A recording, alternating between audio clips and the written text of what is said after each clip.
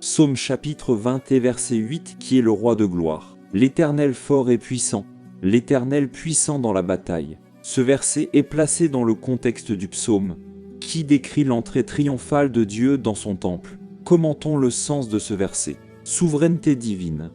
Le verset commence par une question rhétorique. Qui est le roi de gloire? Cette question est une manière poétique de souligner que seul Dieu est digne d'être appelé roi de gloire. La réponse est une description des qualités divines de Dieu, force et puissance. Le verset décrit Dieu comme fort et puissant. Cela met l'accent sur la capacité infinie de Dieu à gouverner et à agir avec autorité sur toute chose. Non seulement il possède la force, mais il est la source de toute force, le Seigneur puissant au combat.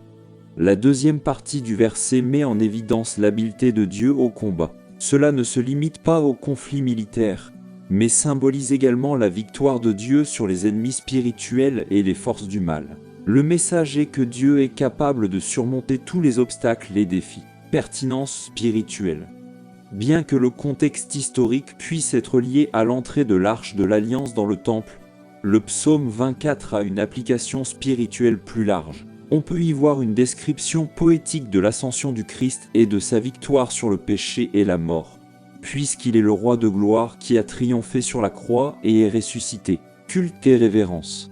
Dans le contexte du psaume 24, ce verset résonne avec le thème central de l'adoration et de la reconnaissance de la grandeur de Dieu. Il invite les lecteurs à s'émerveiller devant la majesté et la souveraineté de Dieu et à répondre avec adoration et révérence. En résumé, Psaume chapitre 20 et verset 8 célèbre la souveraineté et la puissance de Dieu en tant que roi de gloire, mettant l'accent sur sa force dans les combats spirituels et sur le besoin d'adoration et de révérence devant sa majesté.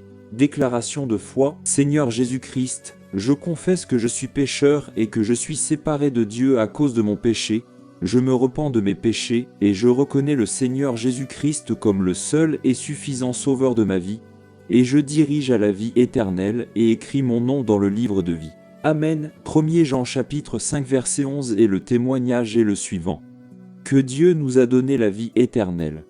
Et cette vie est dans son Fils. Apocalypse chapitre 21. Mais pour les lâches, les incrédules, les dépravés, les meurtriers, ceux qui commettent l'impudicité, ceux qui pratiquent la sorcellerie, les idolâtres et tous les menteurs, leur place sera dans les temps de feu ardent de soufre. C'est le second décès.